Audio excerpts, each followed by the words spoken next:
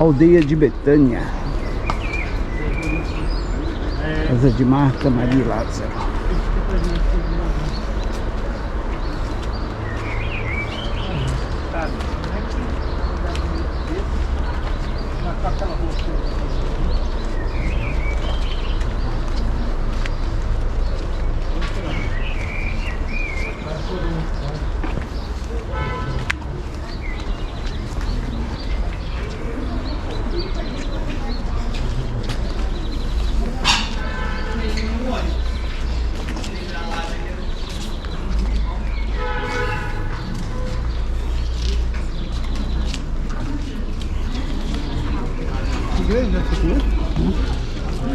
Aldeia de Betânia, casa de Marta, Maria e Lázaro. Casa de quem? Marta, Maria e Lázaro. Marta, Maria e Lázaro. É. Então, a gente está aqui em Betânia. Interessante que Betânia é árabe, o nome dessa, a gente chama de Betânia em português, em inglês, Bethany, mas o nome dessa aldeia mesmo é El Zaria, que vem do nome El Azar, que é Lázaro em hebraico. Então é como se o nome da cidade fosse Lazaria, tipo, né? Enfim, o nome da cidade é por causa do Lázaro, por causa da história do que aconteceu com Lázaro nessa cidade. Então, eu vou falar assim, bem rapidamente a respeito da igreja e do túmulo de Lázaro que está aqui em cima, e daí fazer umas considerações a respeito dessa história, e daí a pastora vai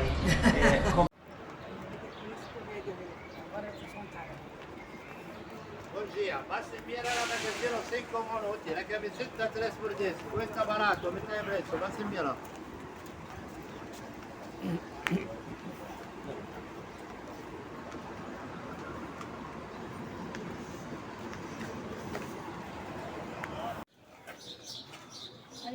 Colunas de um templo da época bizantina. Aqui na aldeia de Betânia, aldeia onde moravam Marta, Maria e Lázaro, e onde em algum lugar aqui está o túmulo de Lázaro, não se sabe aonde.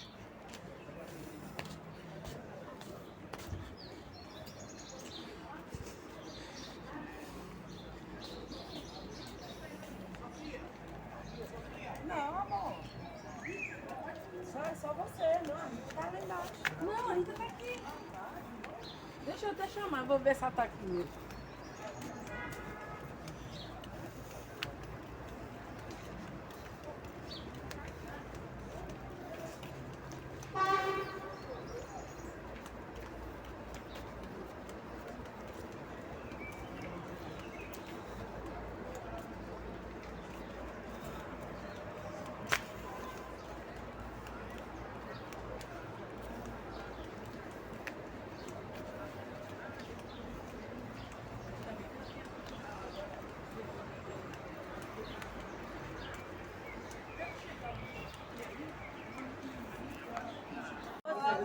Janaína ou Janaína? O quê? Aqui.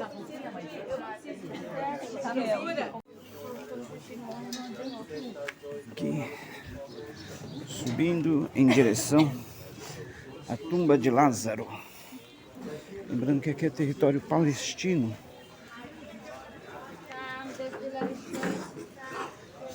Igreja. Resta magneto $1, bolsita $2.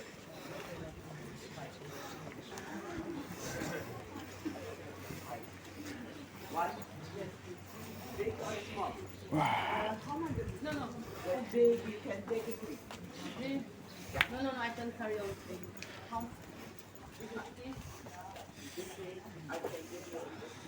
No, I cannot carry on. Hold one.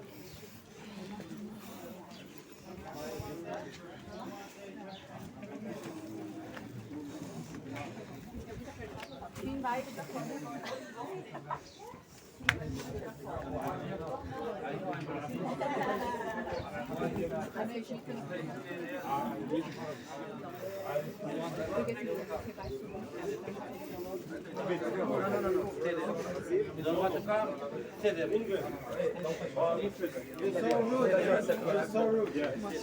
Aqui é a tumba de Lázaro. Ou seja, supostamente.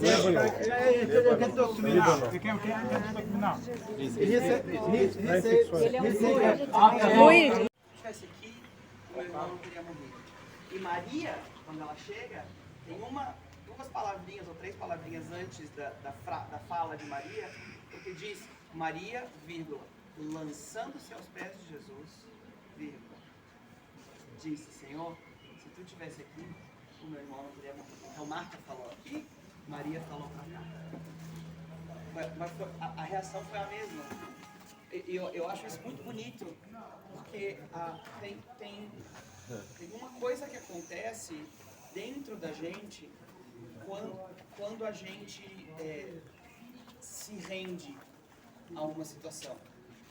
Marta estava naquele lugar de indignação, de estar brigando contra a situação e de estar exigindo satisfação de Jesus. E dizer, tipo assim, deixa eu parafrasear aqui no meu rodriguês né, moderno, Marta estava basicamente dizendo, caraca, Deus, que história é essa? Como assim? Tipo, não tô entendendo.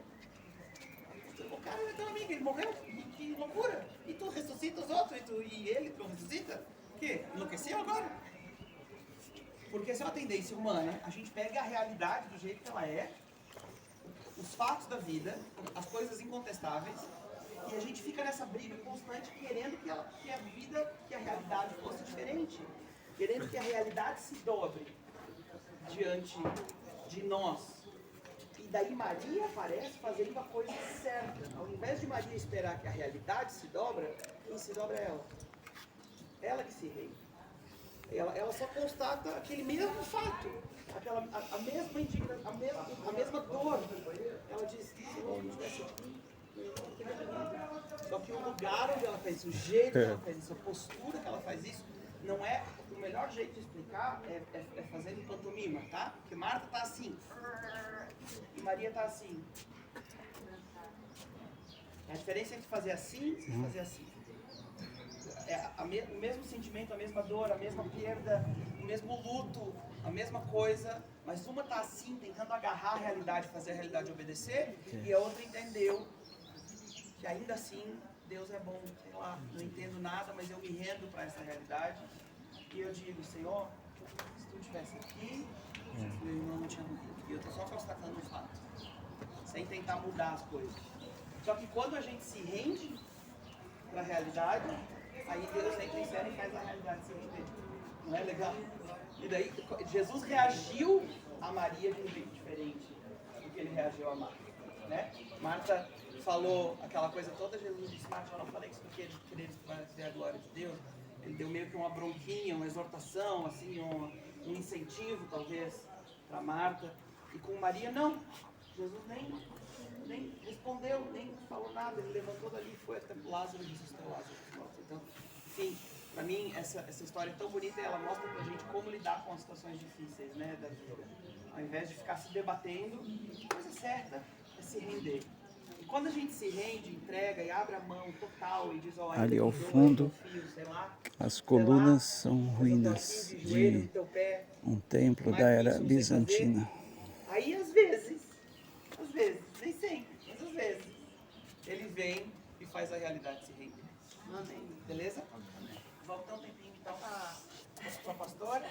eu acho que comigo é só concordando mesmo com a palavra que já foi dita pelo Rodrigo. E também enfatizando só algo que a Deus ministrou assim, a respeito também do relacionamento com a amizade, né? Desenvolver esse relacionamento com um amigo, nesses 4 dias, eu acredito assim, para quem tem um bom e fiel amigo, e você está totalmente rendido a essa amizade, confiança e fidelidade, você sabe que pode demorar 4 dias, 10 dias, mas você sabe que a demora dele não é a demora dele não é um desprezo, a demora dele não é um abandono. A demora, às vezes, de um amigo, de uma amiga, não é um abandono. A gente tem sempre a gente não esqueceu, porque você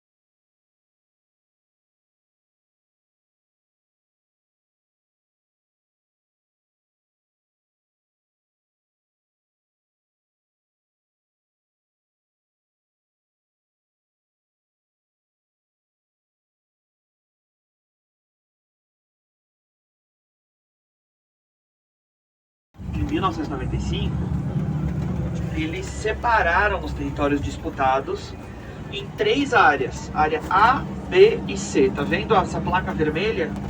This road leads to Palestinian village for entrance of Israeli citizens is forbidden. Aqui entramos na Palestina.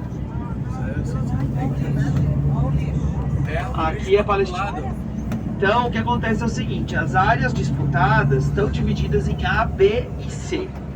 A área A é a área palestina 100%, ou seja, que a população civil é palestina, o governo, a infraestrutura, o policiamento, é tudo palestino.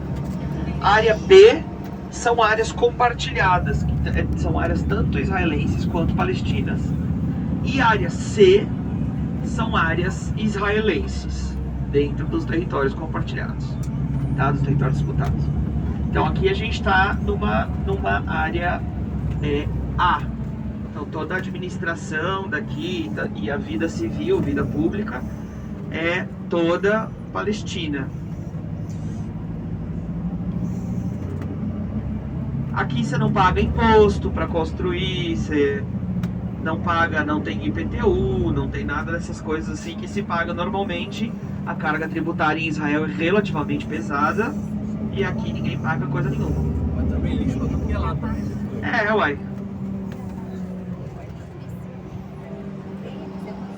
E aqui ainda, Betânia é essa sim, é do lado de Jerusalém, é uma cidade boa, considerada uma cidade legal, assim, né?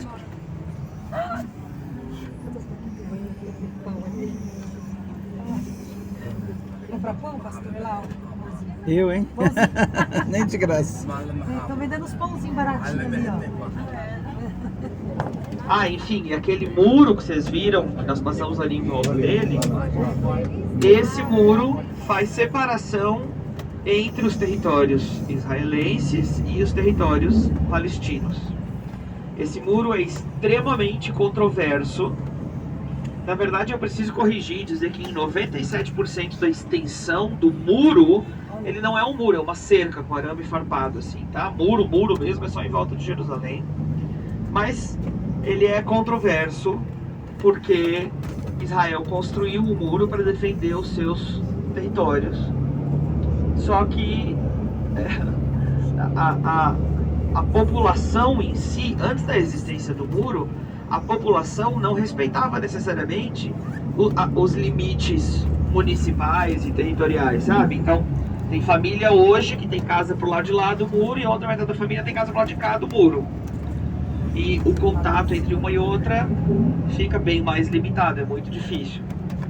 Agora, no mundo inteiro você ouve a mídia e sei lá o que chamar esse muro de muro apartheid.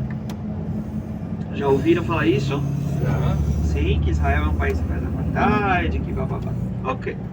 Então, a minha resposta para essa situação é que só pode dizer que esse muro é um muro apartheid quem veio passar um tempo da vida morando aqui e teve alguém da família que foi vítima de um atentado terrorista. Aí você pode chamar de muro apartheid. Se não, não pode. Tá bom? A realidade é difícil. Eu não sei se o muro é a melhor solução. Não sei. Mas na prática, antes da existência do muro, toda semana um ônibus explodia. Toda semana. Alguém plantava uma bomba num ponto de ônibus na frente de uma universidade e matava 50 estudantes. Toda semana.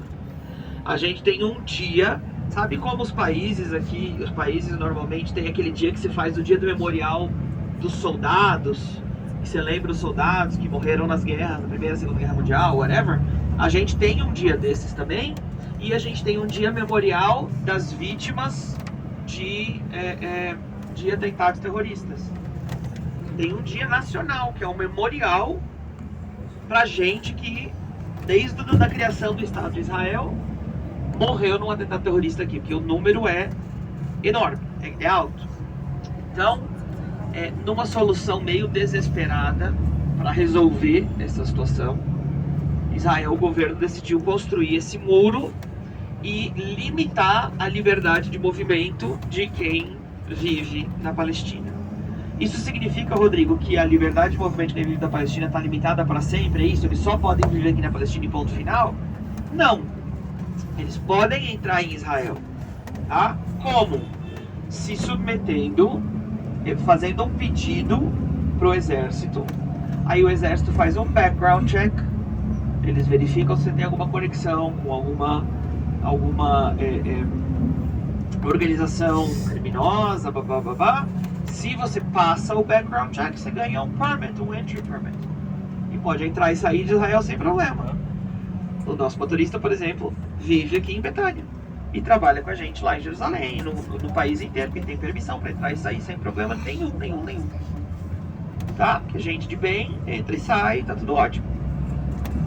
Agora, se você ou alguém da tua família está conectado com alguma organização extremista, aí eles não te deixam sair. Ponto. Eu gostaria que a situação fosse diferente, tá? Realmente gostaria. Eu não sei qual que é a solução para o conflito.